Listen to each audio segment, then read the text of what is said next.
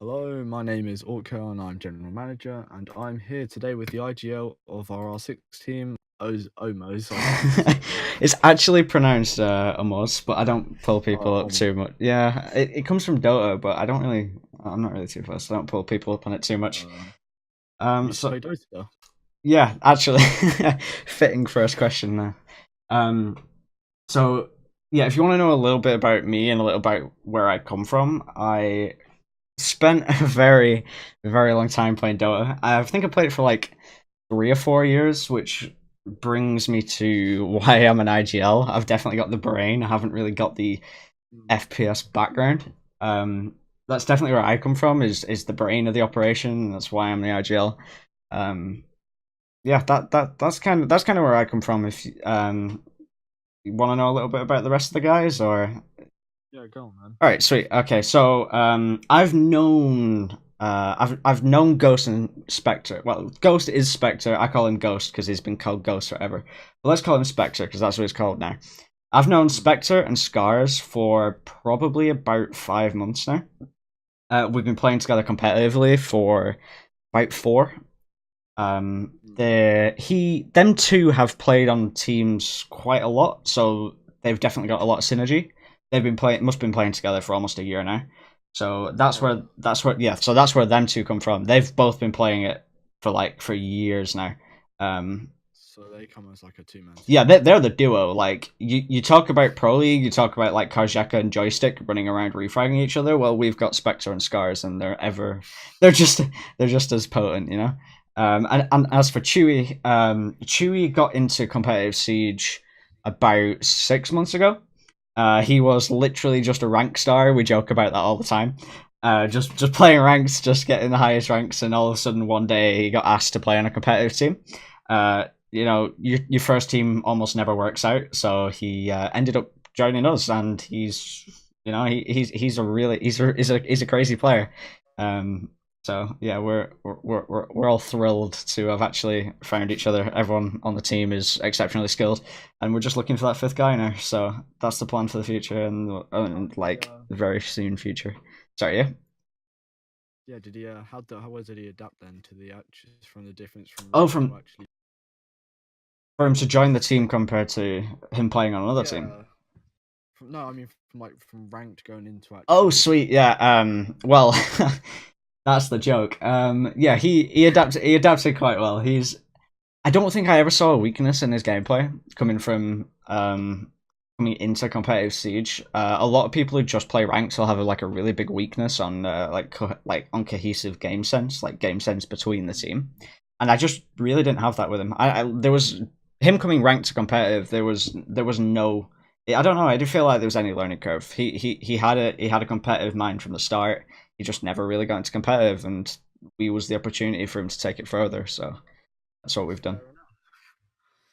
Yeah, So, as you've said, like you've been playing for together for about what is it, 6, 5 months? about 4 months. We've known each other about five. Yeah, So, how did it start?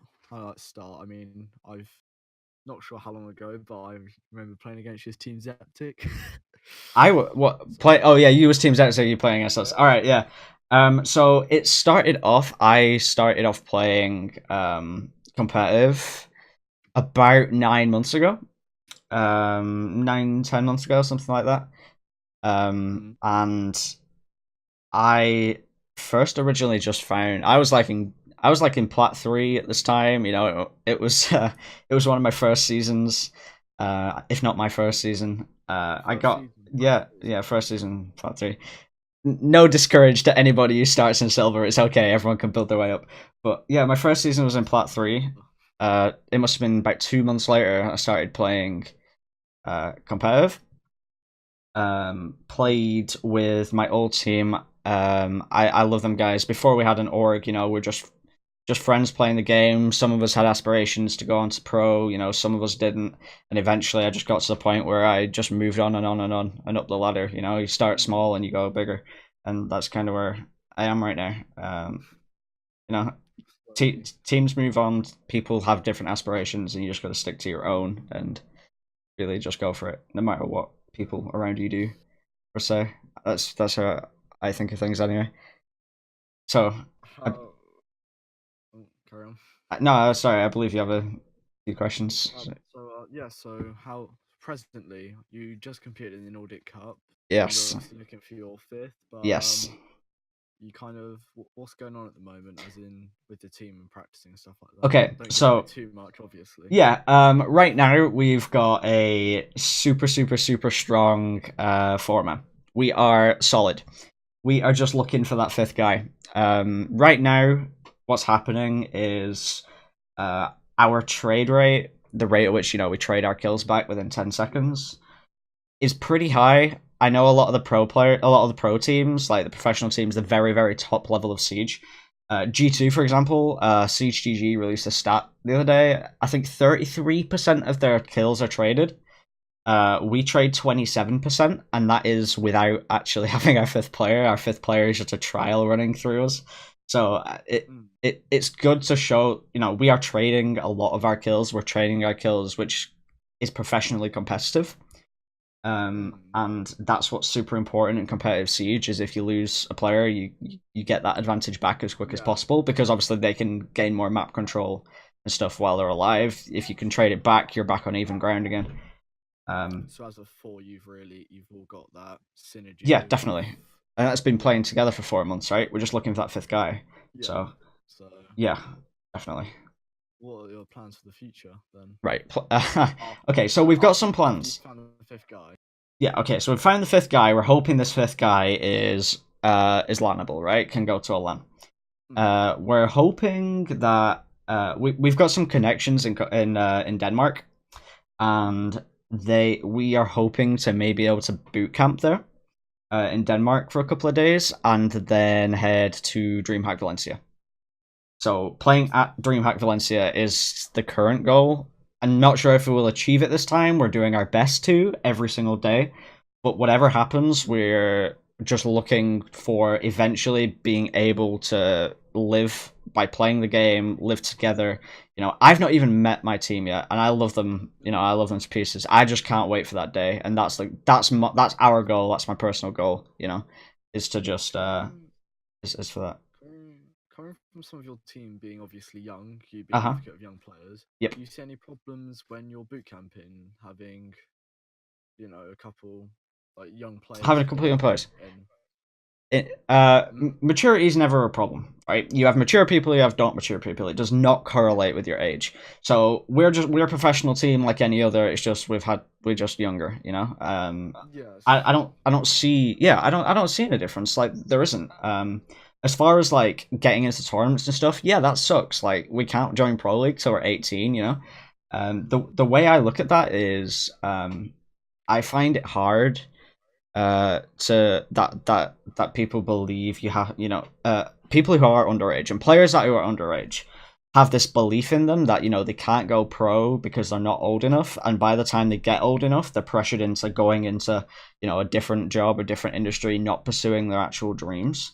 yeah, And something that's really important to me is to make sure that never happens to anybody who is actually motivated enough to achieve it like we are. And that is mm, something I take that is I'm super, so as far as like boot camping together with underage players, that's a dream for a lot of people, and us doing that is just to show people who are underage it's possible, and that's a goal in itself, definitely. obviously you're going to be doing it in Denmark, where they've become a very high advocate for Yeah, esports, yeah, coming definitely. from having what is it, G2 coming out from there, and G2 from all over the place. They're from five different, like, yeah, over the players of the actual Penguins organization. Yeah, Penguins yeah, from there, Denmark. Yeah, Pengu's from Denmark. I think Kanto's and Finnish, and they've got, Australis. yeah, they're Denmark. full Danish, right? Yeah, Yeah, there's definitely a lot of esports presence in Denmark, and just being part of that community, being part of any esports community, any and everything we can get involved in is watched a long video on Denmark and them investing into esports, and it's quite interesting yeah, actually, it's just knowing beautiful. Yeah. Denmark is starting to actually support this. Yeah, and it's you can see it, right? The UK Premiership right now, which is the British equivalent of what we're playing, Hmm. is 18 plus. We can't play it, One, because we're not all British, or three of us aren't British, and two, because we can't. We're not 18 plus, and the fact that regions around around Europe are actually allowing younger players to play is just like a real insight to what we should be doing in the British scene as well, and that is something They've I got the structure there as well to set up to actually support it yeah, they do. as The well. only reason I think it's legal reasons. I'm not sure, but I'm heading into esports as a career. I'm doing it at I'm studying it at university. Definitely going into my career, I am going to be combating this. This is a big problem of mine. Is that underage players cannot play at the same level as any other player, except obviously in Denmark and other Nordic Mm. countries, and that's why that's why we're so favoured towards leaning towards playing. I mean, the only problem that I see that's posed by that is some games are aged 18, but then that can easily just be solved by the parents saying, "Yeah, I don't mind."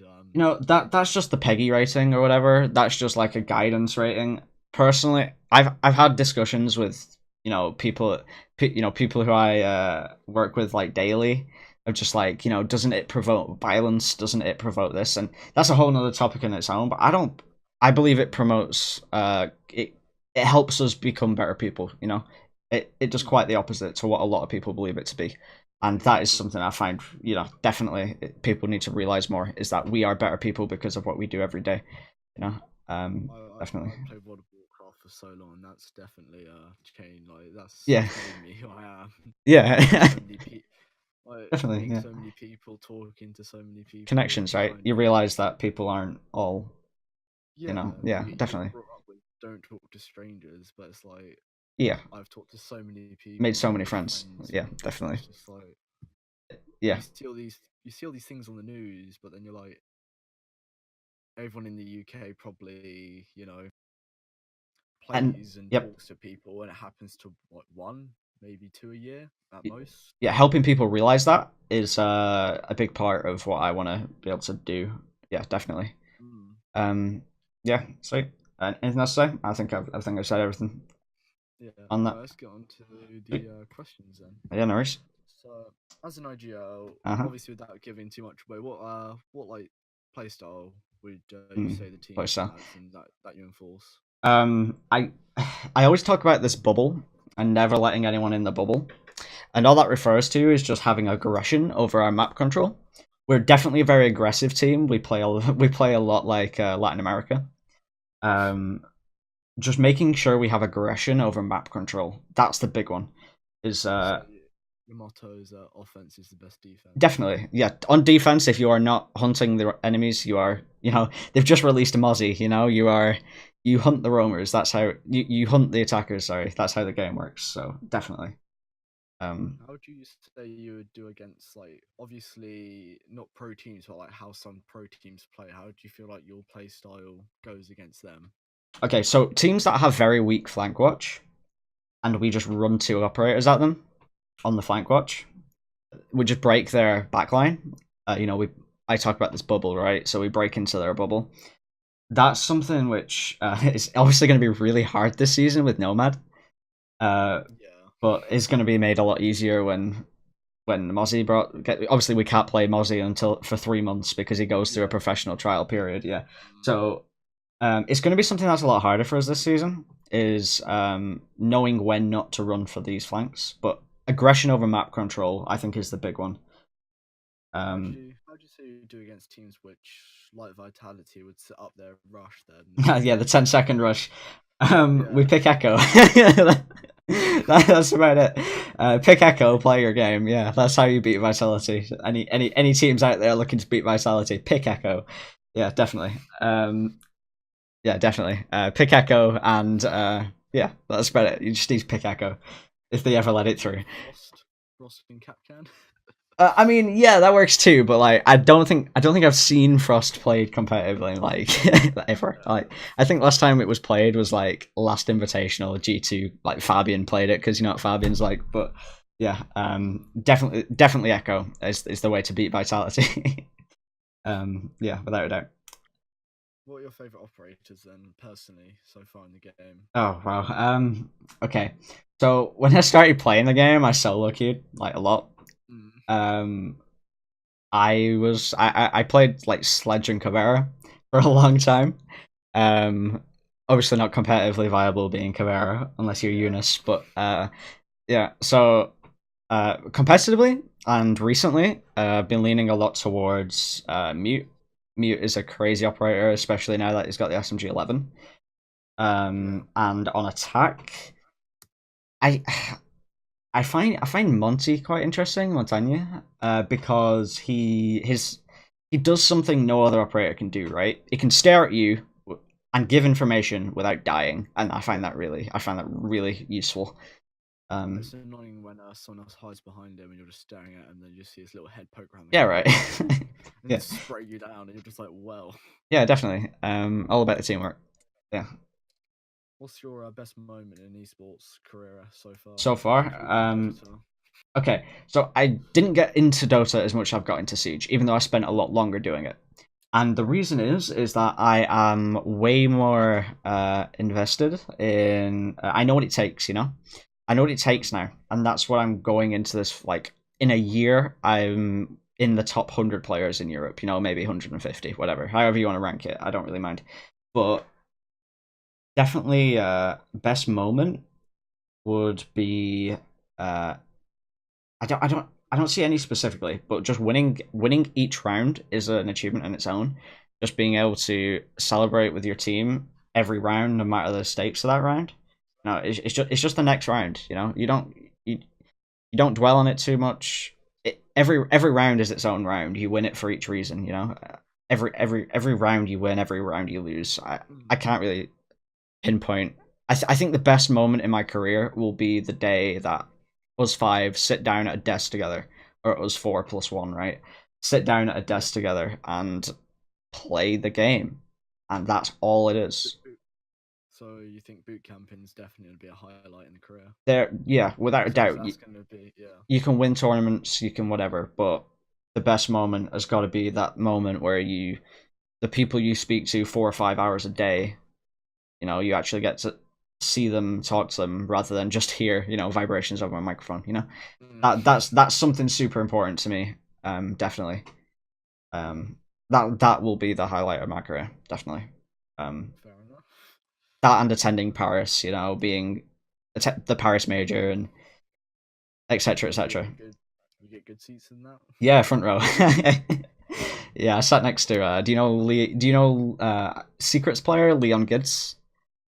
Yeah, Yeah, okay. I So have a he, friend who's a massive fan of him. yeah, me, Leon Gids' brother called Max, and his dad sat next to each other when Secret won the quarterfinals, I think it was, Mm. and that was a moment, like having a proud dad there and a proud brother, watching their son and their brother are like, play like winning this, yeah, that's esports, that is esports, so definitely that's one of the highlights too, yeah, without a doubt. Mm.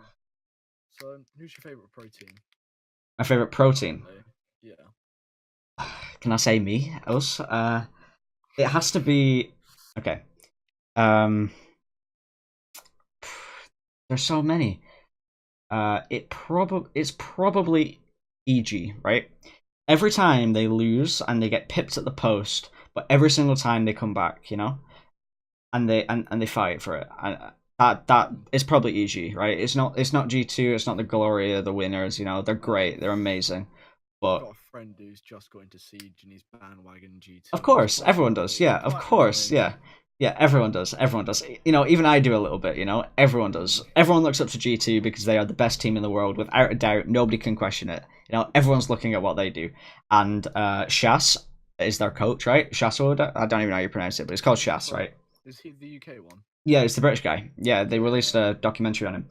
He is what is an embodiment of a coach. He is an amazing coach. What he actually brings to his players, and like you said, like they say in the interview, he's a dad, right? He's their dad, is their coach, Yeah. is their everything, and especially I'm the oldest in the team, right? I feel a lot of the qualities like that. I look after my boys and they look after me, and I very reminiscent. I love that fact that Shas embodies that and is the best coach in the world. It means a lot.